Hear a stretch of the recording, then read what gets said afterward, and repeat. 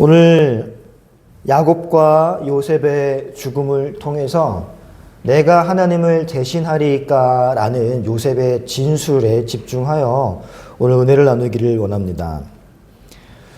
오늘 창세기 이제 마지막 시간입니다. 이 창세기 50장 마지막 장면은 두 가지 장면이 소개되면서 마무리되고 있습니다. 첫 번째는 요셉의 형제들이 요셉 앞에 서 있는 이야기예요. 야곱이 살아있는 동안 이 요셉은 형제들에게 변함없이 친절과 호의를 베풀었을 것입니다.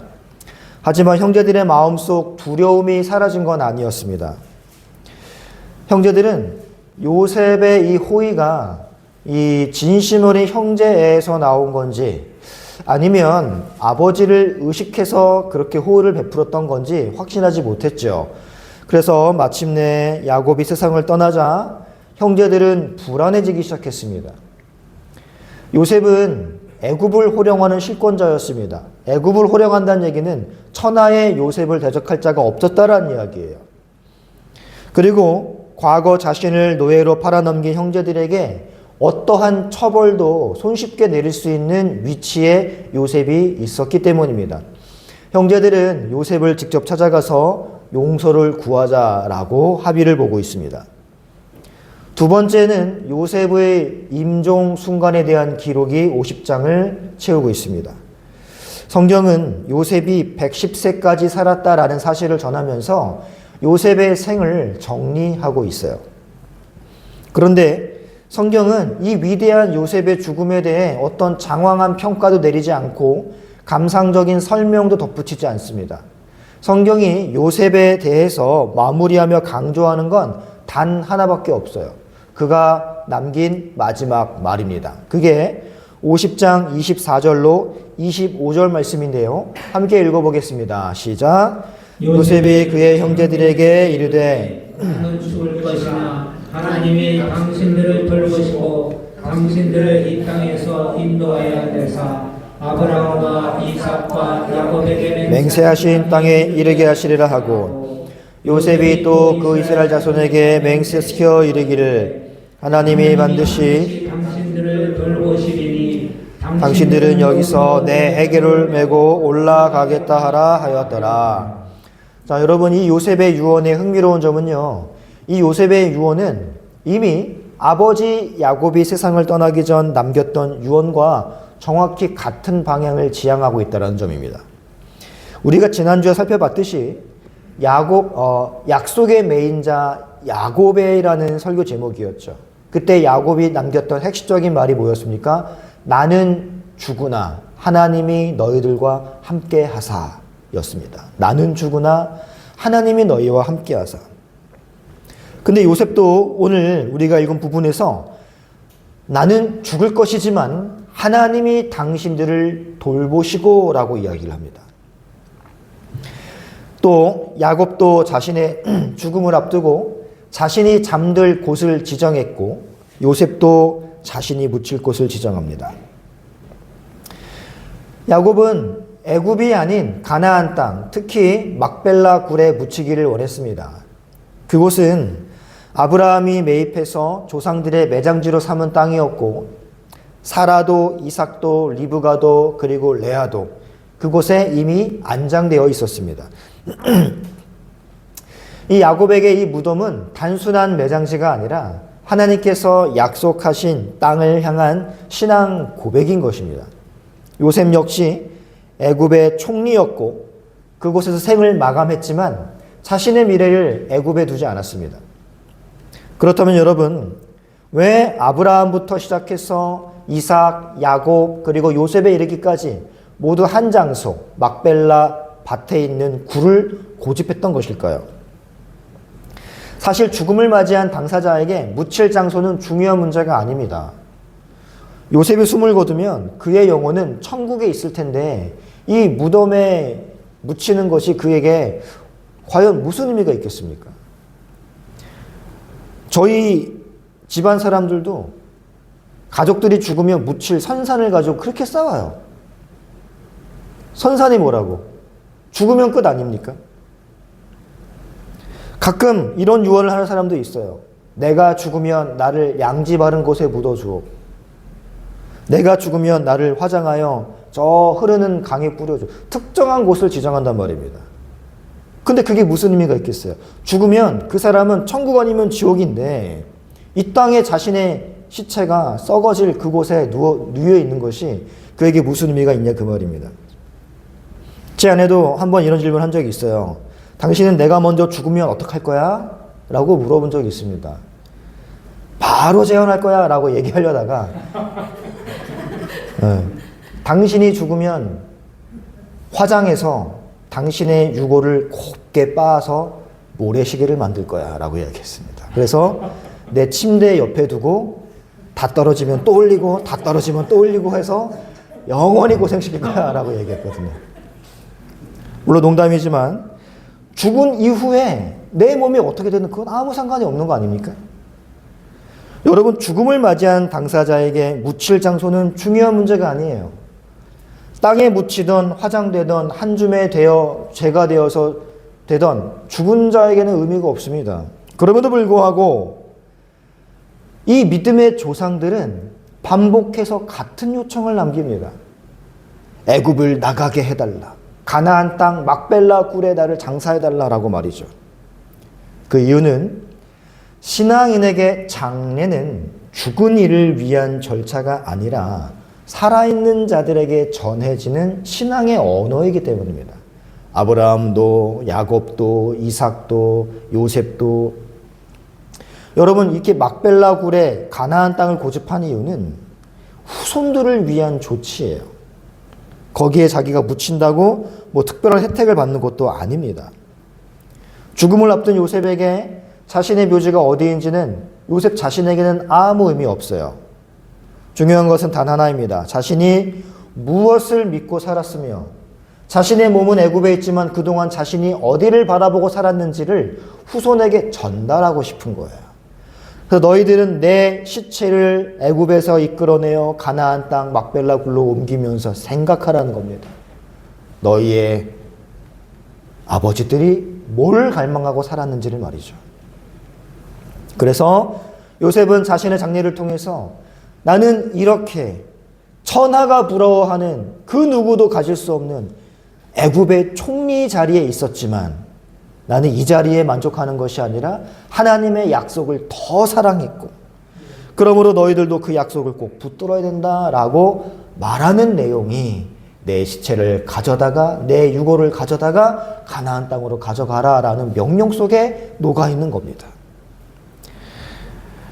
여러분, 조상들이 모두 가나안 땅에 묻히기를 원했던 이유도 여기에 있어요.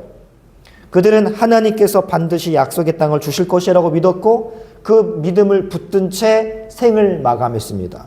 그리고 그 믿음을 후손들이 이어받기를 원했던 것이죠. 오늘은 이러한 믿음의 사람 요셉이 오늘날 교회인 우리에게 어떤 메시지를 전하고자 하는지를 오늘 제가 부제로 잡았던 내가 하나님을 대신하리까라는 한 줄 가지고 우리가 은혜를 받기를 원합니다.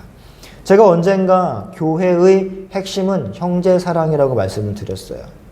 그래서 이 형제사랑이 점진적이며 반복적으로 점차 발달하여 그 정점을 이루는 것이 요셉 이야기라고 말씀드린 적이 있습니다. 따라서 요셉 이야기에서는 물론 신앙적인 이야기, 가나안 땅을 사모하는 이야기, 약속을 붙드는 이야기도 중요하지만 저는 그보다 더 핵심되는 것은 형제사랑에 부각되는 부분이라고 생각을 합니다. 한 사람의 인생을 마무리하는 장면 속에 담긴 요셉의 신앙은 오늘날 교회 공동체 전체를 향한 깊은 가르침을 담고 있어요. 자, 먼저 야곱이 세상을 떠난 뒤에 형제들이 두려워 떨며 와서 용서를 구했다고 이야기했죠. 그 불안 속에서 형제들은 요셉 앞에 용서를 구합니다. 이때 요셉이 들려준 말이 바로 19절부터 21절 말씀이에요. 자, 19절로 21절을 한 목소리로 읽어보겠습니다. 시작. 요셉이 두려워하지 마소서. 내가 하나님을 대신하리이까. 당신들은 나를 해하려 하였으나 하나님은 그것을 선으로 바꾸사 오늘과 같이 많은 사람의 생명을 구원하게 하시려 하셨나니 당신들은 두려워하지 마소서. 내가 당신과 당신들의 자녀를 기르리이다 하고 그들을 간곡한 말로 위로하였더라. 아멘. 자, 요셉은 용서를 구하는 형제들에게 제일 먼저 무슨 말을 했냐면 두려워하지 말라라고 이야기합니다. 이 말은 단순히 형제들을 위로하는 차원에, 안심시키는 차원에 두려워하지 말라가 아니에요. 이 말은 요셉 자신의 위치를 분명히 선을 긋는 선언입니다. 한마디로 요셉 자신은 형제들을 심판할 권리가 없다라는 선언이에요. 나는 그럴 일이 없고 그럴 자격도 없으니 그런 일은 두려워하지 말라는 것입니다. 요셉은 자신이 하나님을 대신해 형제들을 판단하거나 하나님을 대신해 형제들을 심판할 권한을 가진 존재가 아니니 그러니 안심하라는 거예요. 그리고 그 다음에 자신의 이 신앙이 어디에 뿌리 내리고 있는가를 보여주는 고백을 합니다. 형제들의 행동에는 분명한 악한 의도가 있었지만 그 모든 과정을 주관하시는 하나님께서는 그 악한 의도를 선으로 바꾸셔서 수많은 생명을 살리는 길로 사용하셨다라는 고백이죠. 이 말씀을 히브리어 원문의 흐름 속 살펴보면 이 한글 번역본만으로는 캐치할 수 없는 굉장히 중요한 특징이 나타납니다. 동일한 동사가 반복이 되거든요. 동일한 동사가 이게 형제들에게도 사용되고 하나님에게도 사용돼요. 형제들도 계획을 세우고 하나님도 계획을 세우십니다. 이게 병행되어 드러납니다. 형제들은 어떤 계획을 세웠죠? 악한 계획을 세웠죠. 하나님도 그 형제들의 계획을 어떻게 하실지에 대한 계획을 세우세요. 그런데 그 방향은 전혀 달랐습니다. 형제들은 악을 향해 움직였지만 하나님은 선을 향해 이끄셨어요. 이 대조는 사건의 우연성을 완전히 지워버립니다. 그리고 하나님의 주권을 선명하게 드러내주는 아주 극명한 대조였어요. 여러분, 요셉은 인간의 악 위에 역사하신 하나님의 그 크신 뜻을 바라보았습니다. 인간의 악한 선택이 하나님의 계획을 가로막지 못하고 오히려 하나님의 손 안에서 전혀 다른 결말로 전환되었다라는 걸 형제들에게 이야기하거든요. 바로 여기에 요셉의 신앙이 드러납니다. 요셉은 자신의 삶을 지배했던 수많은 고난과 상처를 운명이나 우연으로 설명하지 않았어요.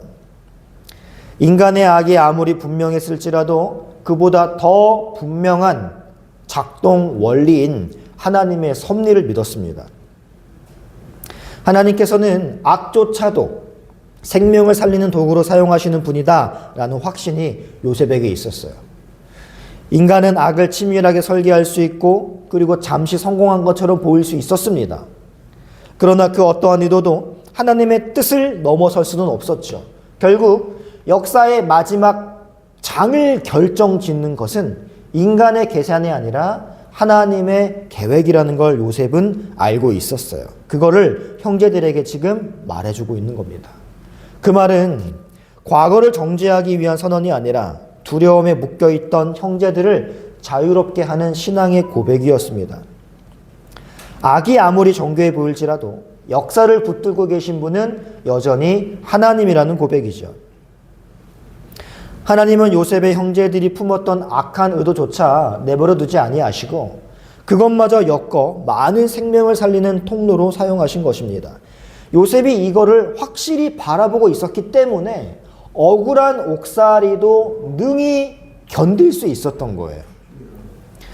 두 번째로 우리가 살펴볼 내용은 이 요셉의 용서가 어디서 나오는가라는 질문입니다. 요셉은 이 형제들을 용서할 수 있는 힘이 어디 있었을까? 사실 여러분, 형제를 용서한다는 것, 자기에게 해를 가한 자를 용서한다는 거 쉽지 않습니다. 저도요, 군대가 2001년이죠. 저보다 몇 개월밖에 차이 안 나는 선임한테 그렇게 괴롭힘을 당했어요. 그런데요, 지금 2026년인가 몇 년 흐른 거예요? 25년이 흘렀는데 지금도 길 가다가 어디 없나 하고 찾는다니까요. 만나기만 해봐라 하고 그만큼 앙금이 안 가셔요. 근데 여러분, 나를 죽이려고 했다가 구덩이에 묻으려고 했다가 종으로 팔아버린 형제들, 여러분 이게 쉽게 용서가 될까요? 근데 요셉은 울면서 오히려 그들을 안심시킨단 말입니다. 이 용서의 힘이 어디서 나오느냐? 그 말이에요. 과연 요셉의 성품이 특별했기 때문일까요? 아니면 타고난 의지가 남달랐기 때문일까요? 아니에요. 요셉을 붙들어 주었던 힘은 그의 내면에서 나온 것이 아니라 그를 붙들고 계셨던 하나님의 은혜에서 나온 겁니다. 여러분, 이 사실은 요셉이 형제들을 대하는 태도에서도 그대로 드러나요. 형제들은 여전히 두려움 속에 있었고 끝까지 요셉을 신뢰하지 못했습니다. 그럼에도 그들은 요셉을 품어요. 여러분, 만약에 우리가 요셉의 자리에 서 있다면 과연 같은 선택을 할 수 있을까? 나를 죽이려고 했고 결국 노예로 팔아버리려 했던 형제들, 그들을 다시 품는 일은 말처럼 쉬운 일이 아닙니다. 더군다나 이 요셉의 형제들은 완전히 변화된 모습이 아니었어요. 성화가 이루어진 게 아닙니다. 여전히 불완전했고 여전히 미숙했어요. 만약에 요셉이 그들의 현재 상태를 기준으로 관계를 끊었다면 하나님의 구원 이야기는 그 자리에서 멈춰버리는 겁니다. 이스라엘 공동체는 시작조차 할 수 없었을 거예요. 우리 역시 신앙생활 속에서 끊임없이 비슷한 갈림길 앞에 서게 됩니다. 과연 내가 이 사람과 같은 교회에서 신앙생활 할 수 있을까? 라는 생각을 종종 하잖아요. 나를 힘들게 하는 그 지체는 요셉의 형제처럼 나를 죽이려 한 게 아니에요. 나를 힘들게 하는 그 지체는 나를 노예로 팔아 인생을 송두리째 망가뜨린 존재가 아닙니다. 그저 기분 나쁜 말 몇 마디, 그저 남들과 내 뒤에서 나눈 험담 몇 마디가 전부일 거예요. 그러나 우리는 그 정도의 상처 앞에서도 쉽게 결론을 내려버립니다. 내가 나가든 네가 나가든, 이거 아닙니까? 이러한 모습이 교회에서 얼마나 많이 보여요. 이때 우리의 마음속에는 조용히 한 생각이 자리 잡습니다. 저 사람은 잘못했고 나는 피해자다. 저 사람은 그릇됐고 나는 옳다. 그러니 판단은 내가 해야 돼. 라는 생각 말이죠. 그러나 바로 그 지점에서 신앙은 가장 위험한 선택 앞에 서게 되는 겁니다. 우리는 상처받은 피해자이지만 심판자의 자리에 앉을 수 없어요. 심판자의 자리에 앉으라고 유혹하는 건 사탄인 것입니다. 요셉의 말을 들어보세요. 19절에 보시면 두려워하지 마소서, 내가 하나님을 대신하리이까. 형제 사랑이 교회 내에 충만하기 위해선 이 사고가 있어야 돼요. 나는 하나님을 대신할 수 없다. 성경은 요셉의 말을 통해 분명히 말합니다. 심판자는 우리가 아니라는 것을. 영화 하나 소개해 드릴게요. 오두막이라는 영화입니다.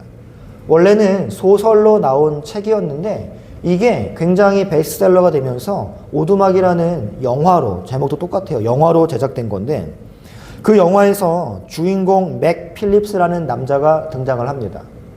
이 맥 필립스라는 남자가 딸이 있는데 어린 딸 미씨예요. 이름이 미씨입니다. 근데 캠핑을 갔다가 이 미씨가 유괴를 당해 살해를 당하는 아주 상상할 수 없는 비극을 겪어요. 물론 이 삶은 이 주인공 맥의 삶과 그리고 그동안 근근히 지탱해 왔던 신앙을 완전히 무너뜨립니다. 그는 분노와 슬픔, 그리고 하나님은 우리와 함께 하신다면서 내 소중한 딸 미씨가 변을 당할 때 하나님은 과연 어디 계셨는가? 왜 내 딸 미씨를 방치하셨는가? 라는 이 질문 속에서 피폐한 삶을 쭉 살아갑니다. 특히 자신의 딸을 지켜주지 못했다라는 죄책감은 이 주인공 맥의 마음을 더 깊고 어두운 곳으로 끌고 가요. 아무 의미도 아무 의욕도 없는 삶을 살아가던 어느 날 맥은 정체를 알 수 없는 쪽지 하나를 우편으로 받게 됩니다. 분명히 누군가 쪽지를 우편함에 놓으려면 눈 위에 발자국이 있어야 되는데 눈 위에 발자국이 없는 거예요. 굉장히 신비로운 초대를 받아서 딸의 살해 흔적이 남아있는 오두막으로 향하게 됩니다. 그곳에서 파파라고 불리는 하나님을 연상시키는 존재와 예수님을 연상시키는 목수와 사라유라고 불리는 성령을 연상시키는 세 존재와 신비한 경험을 하는 나날들을 보내게 돼요. 영화가 진행되다가 지혜라고 불리는 소피아가 주인공 이 맥을 폭포가 흐르는 동굴 깊숙한 곳으로 데려갑니다. 그곳에서는 장엄한 보좌가 높은 곳에 위치해 있었어요. 주인공 맥은 그 보좌를 보자마자 자연스럽게 저게 하나님의 심판 보좌라는 걸 본능적으로 알아차립니다. 그 자리에서 맥은 마음 깊이 눌러두었던 분노를 한꺼번에 쏟아내요. 딸을 죽인 가하자는 반드시 비참한 삶을 살다가 반드시 지옥에 가야 된다라고 말이죠. 만약에 그렇지 않다면 그 가해자가 행복하게 살다가 지옥도 안 간다면 하나님은 불공평한 하나님이며 불합리한 분이다라고 결론을 내려버립니다. 하나님이 정의롭다면 그 악을 그냥 두어서는 안 된다라는 게 맥의 판단이었어요. 그때 보좌에 앉아있던 지혜자 소피아라는 사람이 조용하지만 단호하게 말합니다. 맥, 당신은 심판자가 아니야 라고 말이죠. 하지만 분노에 찬 맥은 그녀의 말을 받아들이지 못해요. 다시 분노하면서 그 가해자는 죽어 마땅하고 죽어서도 지옥 가야 된다라고 외칩니다. 그러자 소피아가 맥에게 매우 조용하면서도 날카롭게 묻어요. 그러면 네가 이 자리에 앉겠느냐라고 말이죠. 네가 심판자가 되어 누가 살고 누가 죽을지 결정하겠느냐? 맥은 처음에는 주저없이 네 그러겠다라고 대답하려다가 이내 침묵하고 맙니다. 왜냐하면 소피아가 쉴 틈 없이 바로 다음 질문을 던졌기 때문이에요. 그렇다면 맥 너는 네가 심판자가 되려면 네 아이들부터 이 심판대에 세워야 할 것이야 라고 말이죠. 그에게는 죽지 않고 살아있는 두 아들과 딸이 있었거든요. 너가 심판자가 된다면 너는 완전히 공정해야 돼. 그렇다면 네 아이들도 이 심판대에 올려야 돼요. 네 딸 미씨를 살해한 그 흉악범뿐만 아니라 네 아들, 딸도 이 심판대에 똑같이 올려야 돼. 그들은 한 번도 이기적인 적이 없었니? 네 살아있는 아들, 딸들은 누군가에게 상처 준 적이 없었니? 그들은 누구를 미워한 적이 없었니? 그러니 그들도 심판대에 올라와야 돼 라고 이야기합니다. 하나님의 기준에서 납치, 살해, 흉악범과 누군가에게 상처 주는 말을 하거나 누군가를 미워하는 건 차이가 없는 죄악이라는 걸 알려주는 거였어요. 그 순간 맥이 무너집니다. 왜냐하면 자신의 사랑하는 자녀들까지 심판대에 올려야 된다는 생각은 견딜 수가 없는 것이거든요. 그래서 맥이 이야기합니다. 저는 차마 그럴 수 없습니다. 나는 내 아이들을 심판할 수 없습니다. 그러자 소피아가 이야기합니다. 그것이 바로 네가 심판자가 될 수 없는 이유다라고 말이죠. 그리고 소피아는 보좌를 가리키며 이렇게 이야기합니다. 그래서 저 자리는 네 자리가 아닌 거야. 사랑 없이 정의를 집행할 수 있는 인간은 없다. 심판은 모든 것을 끝까지 아시는 분만이 감당할 수 있는 일이다 라고 말을 해줍니다. 영화는 핵심을 이렇게 이야기합니다. 심판은 인간이 감당할 수 있는 일이 아니다라고 말이죠. 정의와 사랑은 분리될 수가 없습니다. 우리가 심판자가 되는 순간 우리는 정의라는 이름 하에 사랑을 눌러버릴 거예요. 하나님이 심판자가 되신다라는 것은 결코 그 미씨를 죽인 흉악범을, 그 흉악범의 죄악을 가벼이 여기겠다라는 뜻이 아닙니다. 그게 아니라 하나님께서 인간보다 훨씬 더 공의롭고 훨씬 더 책임감 있게 판단하실 수 있다라는 걸 말하는 거예요. 이 장면에서 영화는 맥의 분노를 정죄하지 않습니다.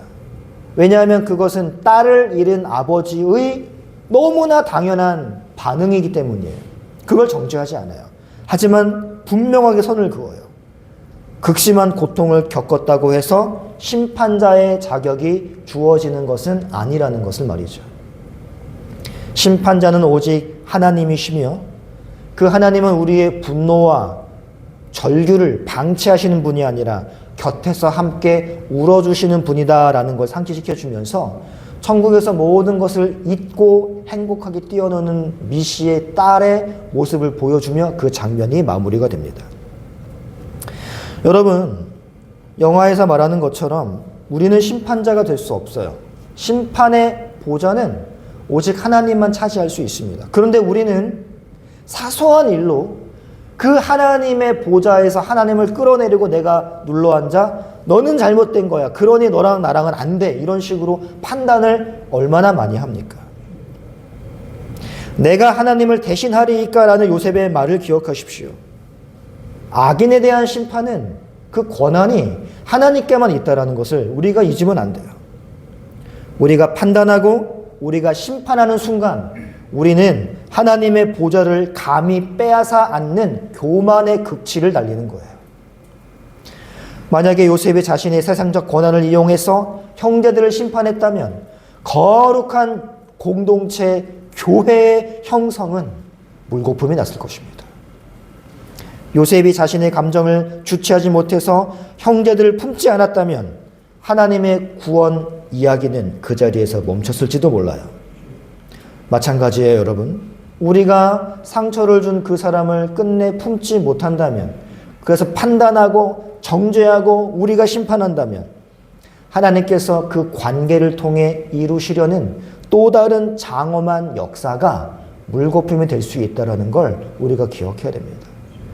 나의 그 한순간의 감정 주체하지 못함이 하나님의 사역에 얼마나 큰 장애가 되는지를 우리는 기억을 해야 돼요. 그러므로 사랑하는 성도 여러분, 사람을 품는 일은 감정의 문제가 아니라 신앙의 선택이에요. 감정의 문제가 아니라 신앙의 선택입니다. 심판의 보좌에서 내려와 하나님의 손에 맡기는 결단인 거예요. 사랑하는 성도 여러분, 우리가 사람을 품어야 할 이유는 그 사람이 괜찮아서가 아니에요. 우리의 그 용서를 통해 하나님이 하실 일이 있기 때문인 것입니다. 포기하고 싶은 사람을 포기하지 않고 끊고 싶은 관계를 끊지 않을 수 있는 믿음이 우리 교회 안에 있어야 미래가 밝아지는 것입니다. 사람을 보지 말고 하나님을 보십시오. 그리고 우리가 하나님을 대신할 수 없음을 반드시 기억하십시오. 아직까지 하나님의 보좌를 차지하고 앉아있는 성도가 있다면 겸손히 내려와 하나님의 처분 앞에 우리의 모든 삶을 맡겨드리는 삶이 되기를 말씀으로 축복합니다. 우리 찬양하고 함께 기도하겠습니다.